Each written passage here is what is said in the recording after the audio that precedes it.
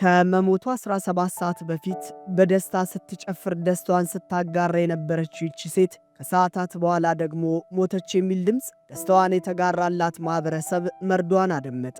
አንዲት በተስፋ የተሞላች ነፍስ ከአምስተኛ ፎቅ ራሷን ወርውራ ሞተችም ተባልን።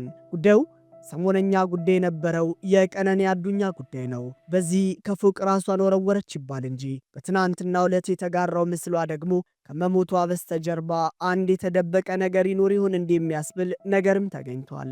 በማህበራዊ ድረገጹም የሞቷ ነገር ሌላ መልክ ሳይዝ አይቀርም፣ ሞተች የተባለበት ቀን ደግሞ እጮኛዋ በቤት ውስጥ መኖሩ ነገሩን ከራስ ማጥፋት ጋር ብቻ እንዳናያይዘው ያደርገናል ይላሉ። ሞዴል ቀነኒ አዱኛ የማደግ የመለወጥ የመስራት ፍላጎት ጉጉት ጥረት ነበራት። ነገር ግን በድንገት ሞቷ ተሰማ። እንዴት ለምን ፖሊስ እያጣራው ነው ይለናል። ነገር ግን የቀነኒ አባት የቀብር ስነ ስርዓቷ ላይ ሁላችሁንም የምጠይቃችሁ የልጄን እውነት አፈላልጉልኝ፣ እንደ ሃጫሉ ሞት ተደባብሶ እንዳይቀርብኝ ብለውን ነበር።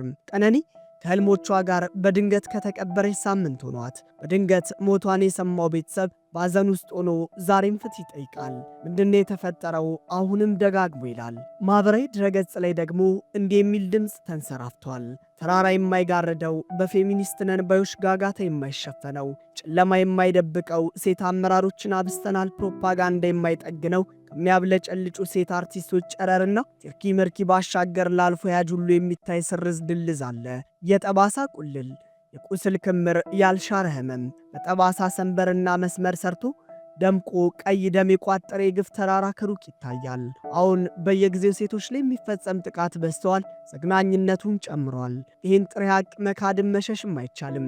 አሲድ የተደፋባት የሐረርጌው አያንቱ፣ የባህር ዳሯ ሕፃን ኤቨን፣ በመቀሌ የቀላሚኖ ተማሪ የቤተልሔም ገብረ ሚካኤል ግድያ፣ በነቀምቴ ሰሞነኛ የታዳጊዋ አያንቱ አሰቃቂ ግድያ፣ የቀነኒ ልብ ሰባሪ ትራጄዲ ፍጻሜ። ከሁሉም ነፍሶች ስቃይና አልፈት ጀርባ አንድ ወንድ አለ። ይህንን መካድ ዓለም ላይ ወንድ የሚባል የለም ብሎ እንደመከራከር ነው። በመሆኑ ሕግ በገንዘብ አቅም በስልጣንና በዝነኝነት በሚደፈቅበት በዚህን ጊዜ በሕይወት የመኖር መብትን ተነጥቆ ፍትህንም ተነፍጎ ላሉት አሳዛኝ ነፍሶች ሲል የተሳሳተ ድምዳሜ ላይ ቢደርስ እንኳን ግድ የለንም እና ለድምፃዊ ወግኖ ልክ ከመሆን ፍትህን ከምትሻ ነፍስ ጎን በመቆም መሳሳት ቢኖር እንኳን መሳሳቱን እመርጣለሁ፣ ፍትህ ለቀነኒ የሚሉ ድምፆች በዝተዋል። ይህንን ከላይ ያሰፈርኩላችሁ ሐሳብ የጥለያሜ ሐሳብ ነው። ሰላም ይኑረን፣ ተስፋን አንጣ። ወደ ቻናሌ ቤተሰቦች እንደምን ሰነበታችሁ? አብራችሁን ትቆዩ ዘንድ ግብዣዬ ነው። ሰናይ ቆይታ።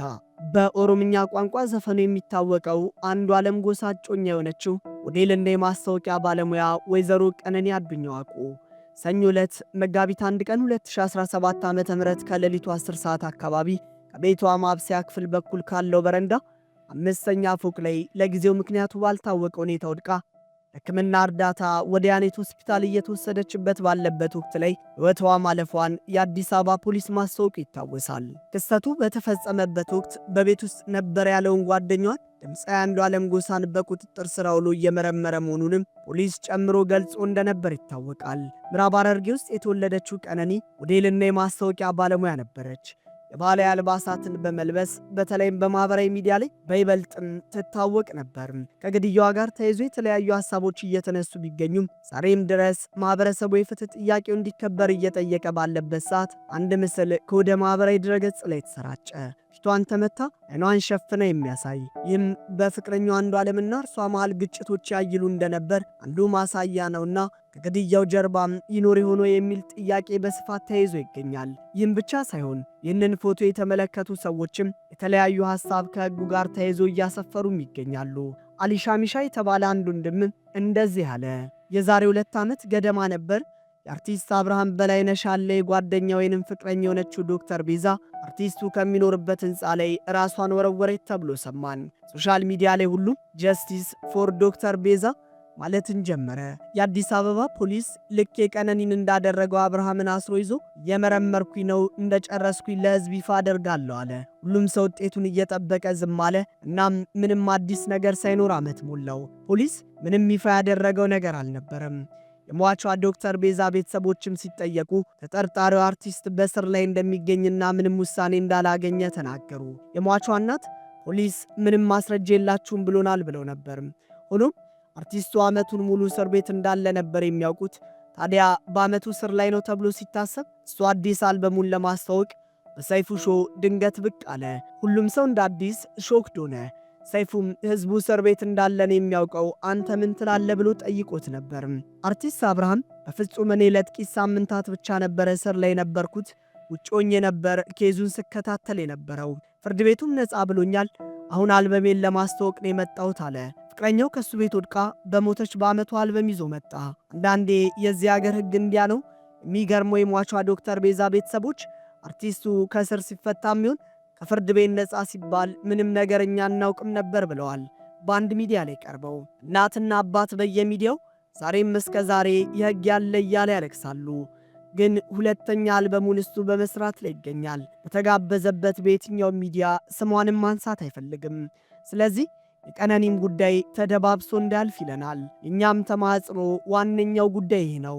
የተወደዳችሁ የቻናሌ ቤተሰቦች ይህንን መርሃ ግብር ለምታደምጡ መልእክት ትሆን ዘንድ ይህንን ሐሳብ አሰፈርኩላችሁ።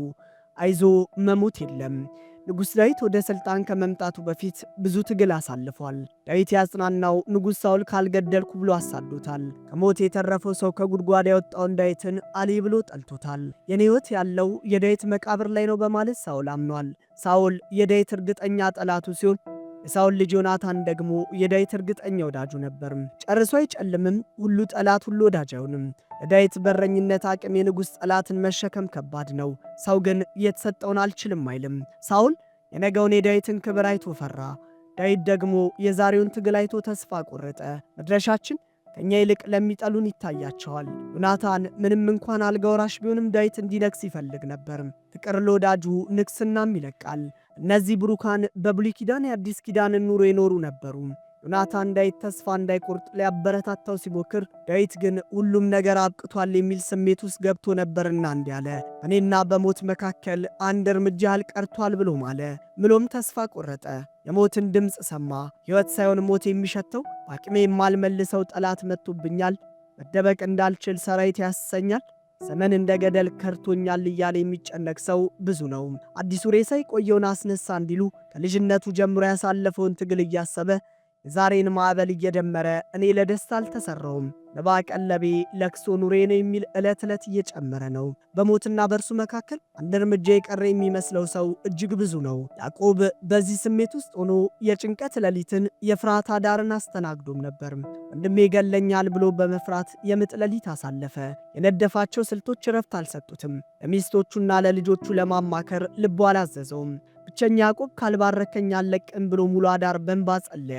ሲነጋ ግን እንደፈራው አልነበረም። ወንድሙ በፍቅር ተቀበለው። ዘመናት ፍርሃቱ ከንቱ ነበርም። ቦታው ላይ ሲደርስ ሁሉም ነገር እንዳሰበው አልነበረም።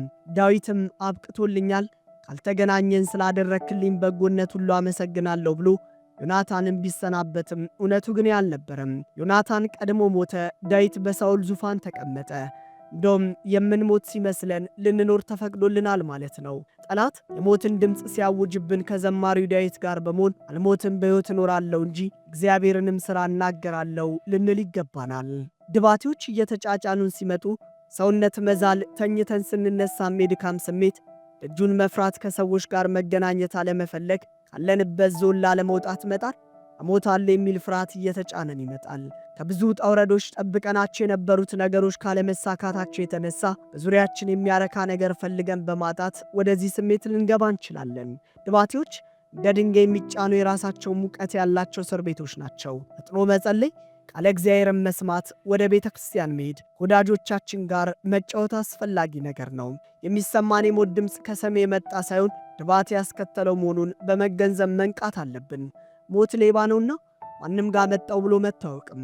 ከሁሉ በላይ በውስጣችን የሞት ድምፅ ስንሰማ ክርስቶስ እኔ ሕይወት ነኝ ያለውን ማስታወስ ይገባል። በባህሩ ማዕበል እየተወዘወዘ ያለው ጳውሎስ የቁም እስረኛ ሆኖ ወደ ሮም የሚወሰደው ሐዋርያ ብዙ ቀንም ፀሐይን ከዋክብትንም ሳናይ ትልቅ ነፋስም ሲበረታብን ጊዜ ወደፊት እንድናለን የማለት ተስፋ ሁሉ ተቆረጠ ብሏል። ክርስቲያን ተስፋ ቆርጦ አይቀርም እንጂ ተስፋ መቁረጥ ሊሰማው ይችላል። ጳውሎስን ያበረታው ግን በሮም መናገሻ በቄሳር ፊት ወንጌልን ትሰብካለህ ያለው የጌታ ቃል ይፈጸማልና በባህር ውስጥ አልቀርም የሚለው እምነቱ ነው። ሰው ቃል እያለ ይፈራል፣ ተስፋ ይቆርጣል። ነገር ግን በራሳችን ፈቃድ አልመጣንምና በራሳችን ኃይል መኖር አንችልም። ክፉ ጠረን ያለ የሞት ሽታ ሲመጣብን ክርስቶስ ሕይወት ሽታ መሆኑን ማመን አለብን። ዓላማችን ቢጠፋንም እግዚአብሔር ግን በእኛ ላይ ዓላማ አለው። ረስተን በምድር ላይ የቀረን የማይኖር ኑሮ የተሰጠን አይደለንም። ለቀኑ የሚሆን ኃይል ከሰማይ ይመጣል። ክርስቶስ ለቆሰለው ሥጋችን ለዛለው መንፈሳችን ሕይወትን ይሰጣል። መጥወለጋችንን ሊያለመልም እርሱ ወደ እኛ ይመጣል። አላበቃም፣ ሕይወት ክርስቶስ ነው። ሞት አለ የሚለውን የጠላት ድምፅ አትስማ። ክርስቶስ ሞትን የሚያሸንፍ ሕይወት ነው። ጨለማ የራሱ ሕልውና የለውም። የብርሃን አለመኖር ጨለማን ይፈጥራል። ሞትም ሕልውና የለውም። ክርስቶስ ሕይወት ካልሆነልን የሚበረታብን ነው። ክርስቶስ ሕይወት በሆነበት መሞት የለም። አይዞህ ወዳጄ መሞት የለም ማለትን ወደድኩኝ።